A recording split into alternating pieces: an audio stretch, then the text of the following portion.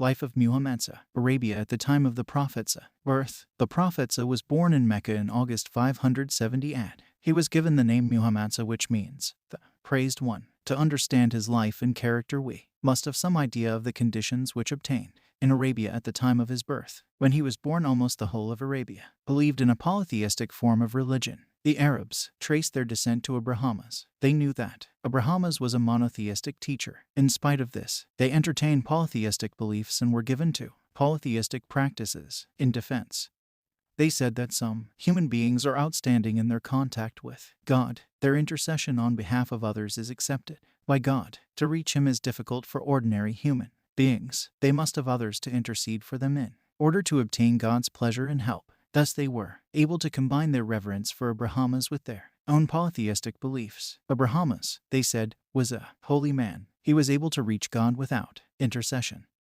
whilst ordinary Meccans could not do so. The people of Mecca, therefore, had made idols of holy and righteous persons, and these they worshipped, and to these they made offerings in order to please God. Through them, this attitude was primitive, illogical, and full of defects. But the Meccans were not worried by these. They had not had a monotheistic teacher for a long time, and polytheism, once it takes root, spreads, and knows no bounds, the number of gods begins to increase. At the time of the Prophet's birth, it is said, to Life of Muhammad, that in the Kaaba alone, the sacred mosque of al-Islam, and the house of worship built by Abrahamas and his son Ishmael, there were 360 idols. It seems that for every day of the lunar year the Meccans had an idol. In other big centers there were other idols, so that we can say that every part of Arabia was steeped in polytheistic belief. The Arabs were devoted to the culture of speech. They were much interested in their spoken language, and were very keen on its advance. Their intellectual ambitions, however,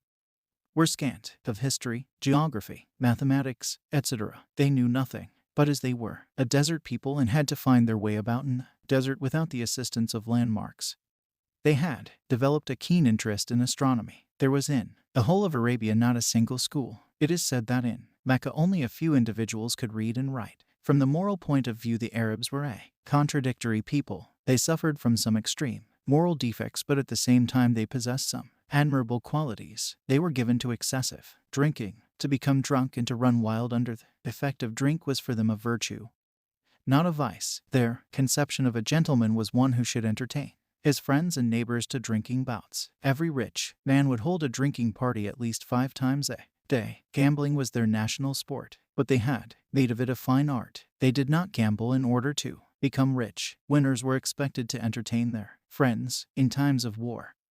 Funds were collected through gambling. Even today we have the institution of prize bonds to raise money for war. The institution has been resuscitated in our time by the people of Europe and America, but they should remember that in this they only imitate the Arabs. When war came, Arabian tribes would hold a gambling party. Whoever won had to bear the greater part of the expenses of the war, of the amenities of civilized life.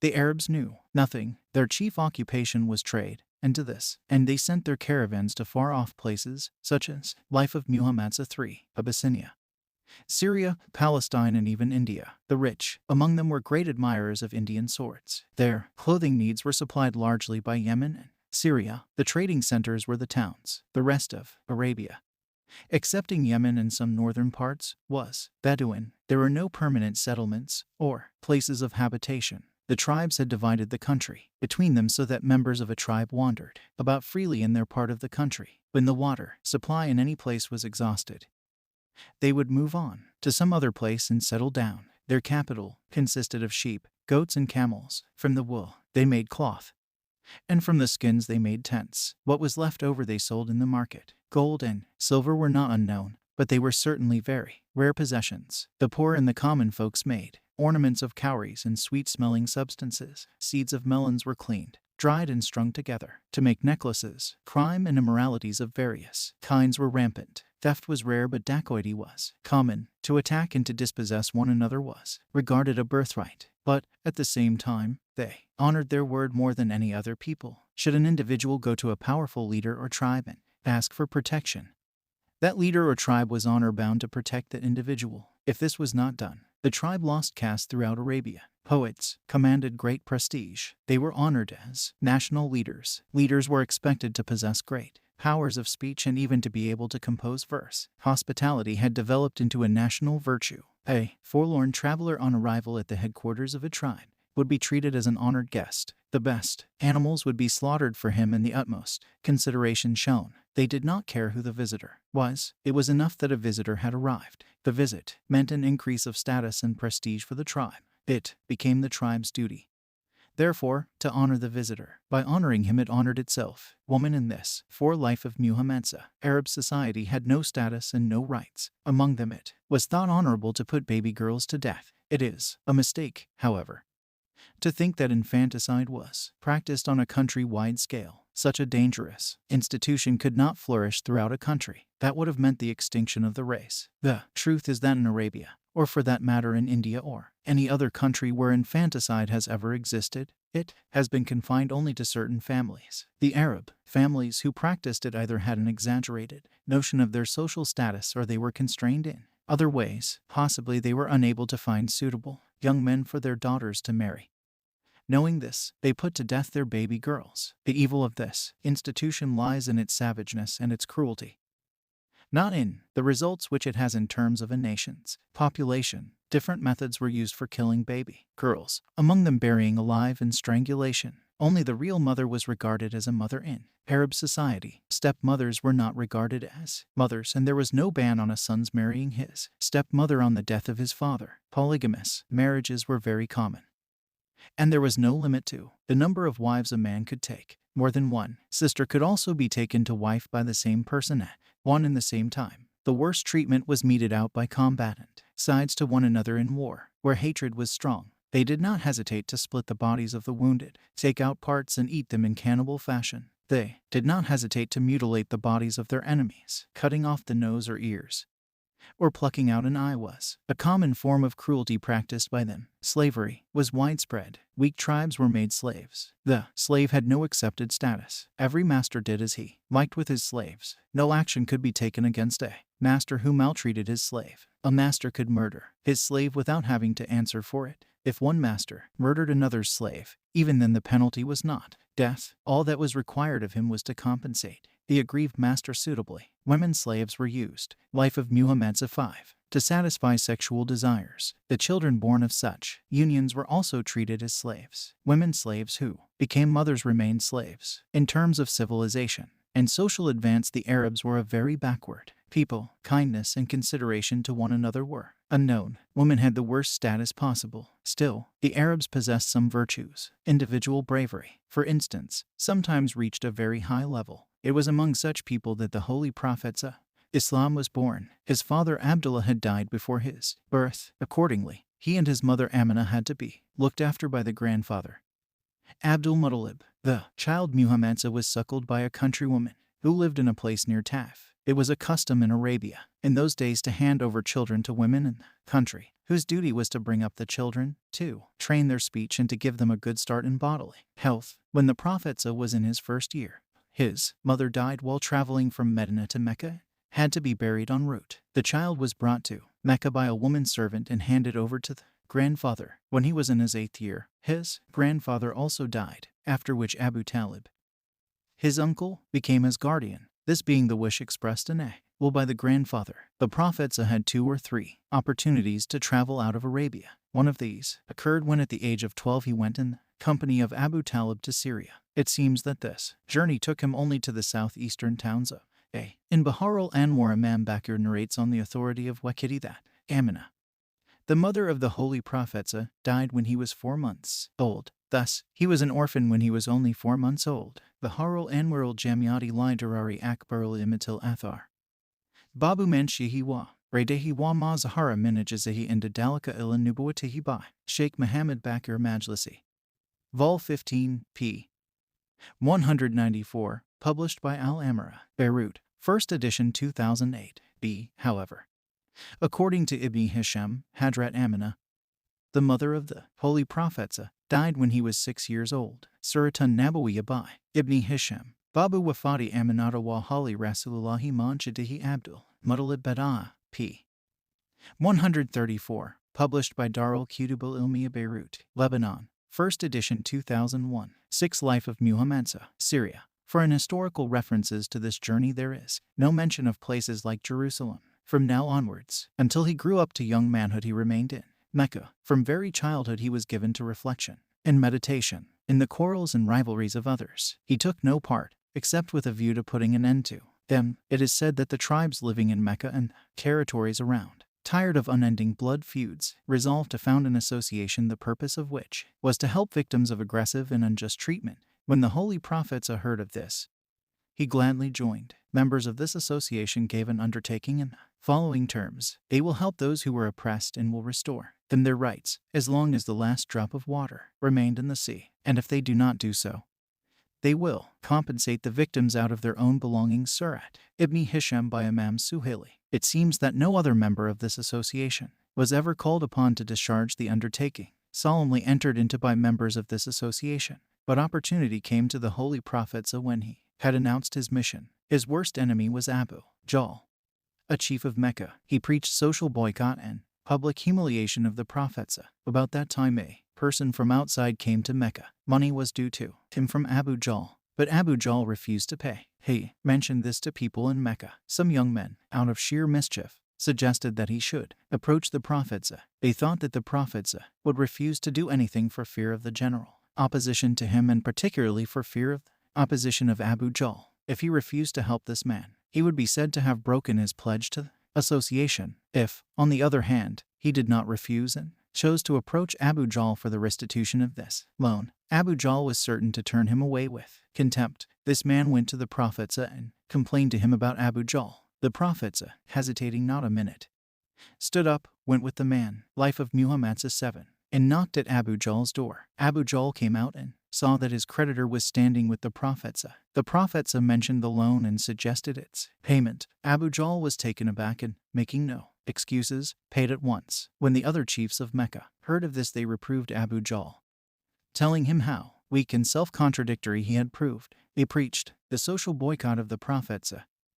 Yet he himself accepted direction from the Prophetsa and paid a loan on his suggestion. In self-defense, Abu Jahl pleaded that any other person would have done the same. He told them that as he saw the Prophetsa standing at his door, he also saw two wild camels standing one on each side, ready to attack. We cannot say what this experience was. Was it a miraculous appearance designed to upset Abu Jahl, or was it the awe-inspiring presence of Prophetsa which produced this hallucination? A man, hated and oppressed by a whole town, had taken courage to go alone to the leader of that town and demand the restitution of a loan. Maybe this very unexpected sight frightened Abu Jahl and for a moment made him forget what he had sworn to do against the Prophetsa, and forced him to do as the Prophetsa suggested. Holy Prophetessa say marriage with KHADRAT. When the Prophetsa was about 25 years old, his reputation for integrity and fellow feeling had spread over the whole of the town. People would point admiring fingers at him and say, here was a man who could be trusted. This reputation reached the ears of a rich widow who approached the Prophet's uncle, Abu Talib, to let his nephew lead a trading caravan of hers to Syria. Abu Talib mentioned this to the Prophetsa and the Prophetsa agreed. The expedition met with great success and brought unexpected profits. The rich widow, Khadijah, was convinced that the success of the caravan was due not only to the conditions of the market in 8 Life of Muhammad, Syria, but also to the integrity and efficiency of its leader. She interrogated her slave, Maysara, on this subject, and Maysara supported her view and told her that the honesty and sympathy with which this young leader of the caravan had managed her affairs would not be shown by many persons. Khadijah was much impressed by this account. She was 40 years of age and had already been widowed twice. She sent a woman, friend of hers, to the Prophetsa to find out whether he would be persuaded to marry her. This woman went to the Prophetsa and asked why he had not married. The Prophetsa replied he was not rich enough to do so. The visitor suggested whether he would agree if a rich and respectable woman were found whom he could marry. The Prophetsa asked who this woman could be, and the visitor said she was Khadijah. The Prophetsa apologized, saying that Khadijah was too highly placed for him. The visitor undertook to deal with all difficulties. In that case, said the Prophetsa, there was nothing for him to say but to agree. Khadijah then sent a message to the Prophetsa uncle. Marriage between the Prophetsa and Khadijah was settled and solemnized. A poor man, orphaned in childhood, had his first peep into prosperity. he became rich, but the use he made of his riches is an object lesson to all mankind. After the marriage, Khadijah felt that she was rich and he was poor, and that this inequality between them would not make for happiness, so she proposed to make over her property and her slaves to the Prophetsa. The Prophetsa, making sure that Khadijah was in earnest, declared that, as soon as he had any of Khadijah's slaves, he would set them free, and he did so. Moreover, the greater part of the property which he received from Khadijah he distributed among the poor. Among the slaves whom he thus set free was one Zadra. He appeared to be more intelligent and more alert than others. He belonged to a respectable family, had been kidnapped as a child and sold from place to place until he reached Mecca. Life of Muhammad 9. Young Zadra, newly freed, saw at once that it was better to sacrifice freedom for the sake of slavery to the Prophetsa. When the Prophetsa set the slaves free, Zadra refused to be freed and asked leave to continue to live with the Prophetsa. He did so, and as time went on his attachment to the Prophetsa grew. But in the meantime, Zayd's father and his uncle were on his track, and they ultimately heard that he was in Mecca. In Mecca they traced him in the house of the Prophetsa. Coming to the Prophetsa, they asked for the liberty of Zadra and offered to pay as much ransom as the Prophetsa should demand. The Prophetsa said that Zadra was free and could go with them as he liked. He sent for Zadra and showed him his father and uncle. After the parties had met and dried their tears, Zayd's father told him that he had been freed by his kind master, and, as his mother was much afflicted by the separation, he had better return home. Zadra replied, "Father, who does not love his parents? My heart is full of love for you and mother, but I love this man Muhammad so much that I cannot think of living elsewhere than with him.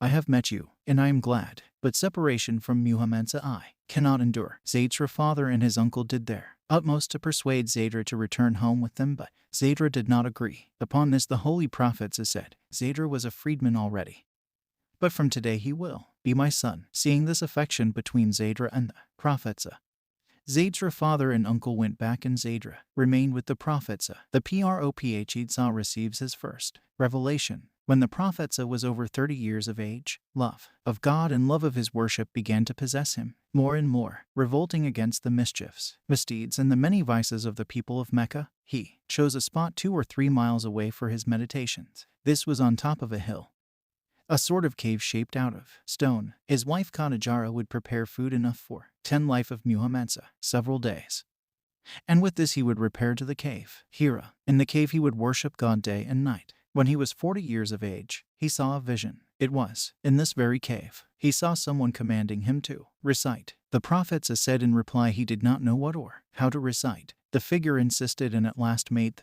Prophetsa recite the following verses. "Recite thou in the name of thy Lord who created man from a clot of blood. Recite, and thy Lord is the most beneficent, who taught man by the pen, taught man what he knew not." These verses, the first ever revealed to the Prophetsa, became part of the Quran, as did other verses which were revealed later. They have tremendous meaning. They command the Prophetsa to stand up and be ready to proclaim the name of the one God, the one Creator of the Prophetsa and of all others, who has made man and sowed the seed of his own love and that of fellow men in his nature. The Prophetsa was commanded to proclaim the message of this God, and was promised help and protection by him in the proclamation of this message. The verses foretold a time when the world would be taught all manner of knowledge through the instrumentality of the pen, and would be taught things never heard of before. The verses constitute an epitome of the Quran. Whatever the Prophetsa was to be taught in later revelations is contained an embryo in these verses. The foundation was laid in them of a great and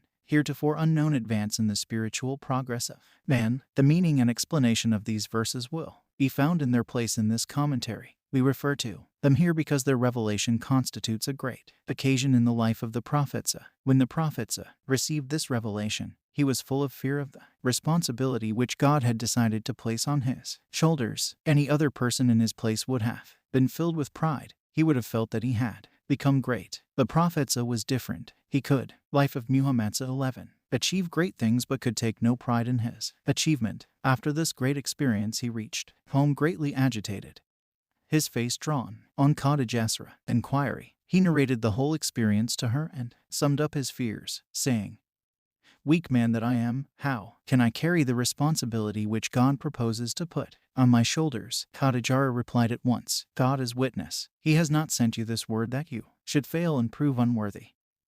that he should then give you up. How can God do such a thing? Well, you are kind and considerate to your relations, help the poor and the forlorn and bear their burdens. You are restoring the virtues which had disappeared from our country. You treat guests with honor and help those who are in distress. Can you be subjected by God to any trial? Having said this, Khadijah took the Prophetsa to her cousin, Waraka bin Nawfal, a Christian. When he heard the account, Waraka said, "The angel who descended on Moses, I am sure, has descended on you." First converts. Waraka evidently referred to the prophecy in Deuteronomy 18:18.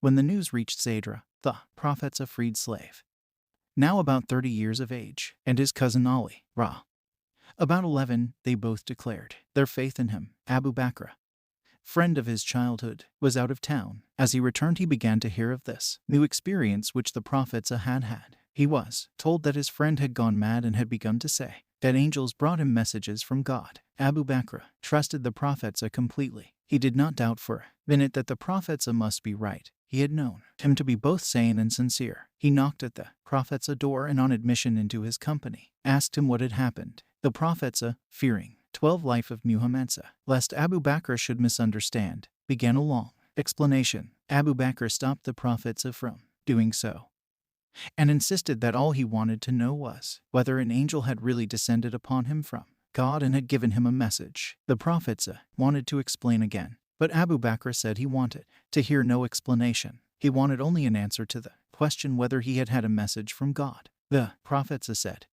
yes, and Abu Bakr at once declared his faith. Having declared his faith, he said, argument would have detracted from the value of his faith. He had known the Prophetsa long and intimately. He could not doubt him, and he wanted no argument to be convinced of his truth. This small group of the faithful then were the first believers of Islam: a woman full of years, an 11-year-old boy, a freed slave living among strangers, a young friend, and the Prophetsa himself. This was the party which made the silent resolve to spread the light of God all over the world. When the people and their leaders heard of this, they laughed and declared that these men had gone mad. There was nothing to fear and nothing to worry about. But as time went on, the truth began to dawn, and as the Prophet Isaiah said long ago, precept upon precept, precept upon precept, line upon line, line upon line, here a little and there a little, began to descend upon the Prophetsa.